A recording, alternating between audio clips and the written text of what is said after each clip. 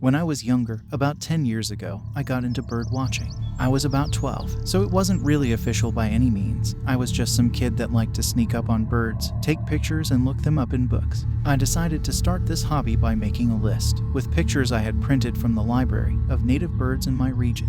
Every weekend I'd wander around the neighborhood in search of new birds. With a few ponds and a large creek in the area, I found quite a few within my first few weeks. However, there was one bird I had set as my sort of white whale due to its rarity in the area, the black vulture. We have tons of turkey vultures in my area. They are most common, but much fewer black vultures. They are a bit hard to tell the difference if they're flying too high. The best way to determine which vulture it is has to do with how much gray-white is on their wings. If they got closer, you can eventually make out the red head of turkey vulture, as I often did, disappointingly. Unfortunately, I cannot remember the exact date, or what month it was even, but one weekend, I decided to spend the next 2 days searching high and low for the black vulture. I went climbing over the small wire fencing around a nearby brushy area, as per usual, and searched. Usually, you had the best luck finding scavenger birds on roadkill, beside the road, and there so happened to be a small, 2-lane winder that mirrored the creek nearby, just through the foliage. So I cut across the sort of mini forest, headed in that direction. As much as it made me sad to see a dead deer, or possum, it was a common sight on this road, as both sides are open, with trees and undergrowth almost choking it. There are some parts of the road that almost become a sort of tunnel, due to the leaves intertwining above. It was incredibly easy for a deer or some other animal to jump out in front of a car, in the dark, with neither party realizing until it was too late. I didn't have much luck. There were a few crows on the smear of a squirrel, and I saw a few ducks swimming the creek beside me, but nothing big.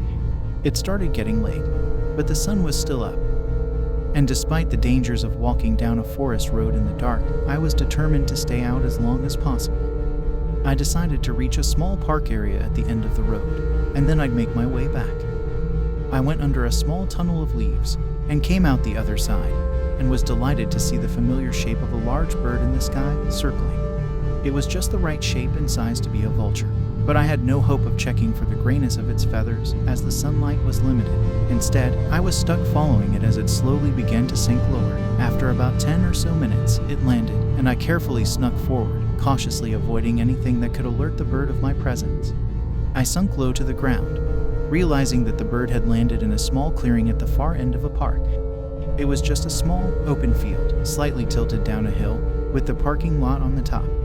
I had been there before, as it was a fun spot for kids to roll down the hill because of how steep it was. I approached it from the bottom, excitement brimming when I heard several squawks and shrieks of other birds. Black vultures are more aggressive than turkeys, and I was hoping to catch a spat. I got to the edge of the clearing and pulled out my binoculars. Two things kind of hit me at once here. One, I found it odd that they were in the middle of the park, rather than closer to the road, where you'd assume they'd find roadkill. Though, I reasoned, things could die anywhere, even in the middle of a park. However, secondly, it smelled awful. The scent was rather light, but I've been known to have a really sensitive nose, and just this sharp, coppery scent, like when you pull rotten ground meat out of a bag. I had smelled roadkill before, and in the heat of the day, it smelled bad, but nothing like this. When I put my binoculars to my eyes, I expected a deer corpse and birds fighting. I never in a million years thought I would see a corpse of a completely different kind. The birds were there, and I remember the faint pang of excitement I still had, recognizing the proud head of a black vulture, before the image of it sitting on the chest of a naked woman sucked the life out of me. I was frozen, and I could not look away. My throat tightened with vomit, and I could not look away. The birds had done surprisingly little to her body. She had what I think were cuts, but most of her was intact. What wasn't, the birds were at. Her eyes, lips, and genitals were red and shredded. If there was a big defining wound, I missed it, between the gathering of birds and the fading light. But what I did see I can never forget. I haven't forgotten. I can pull up the image so clearly now, even after all this time. She was pale, almost blue in places, with blonde, crinkled hair. I sat there, stupidly, for who knows how long, as the Sunday to Sunday behind the trees. This was a time before cell phones were a common thing, and I had quite the hike back home. I realized now I was in shock, and I could only move when the sudden fear that whoever did this could be nearby hit me. I forced myself to slowly waddle backwards into the trees, not taking my eyes off the body. I didn't want to turn around, for some reason.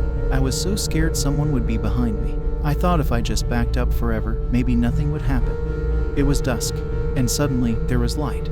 High beams, from the top of the hill, a single pair. I heard the screech of tires as the car wheeled out, and listened to it veer off to the left and away down the road opposite in the direction I was headed.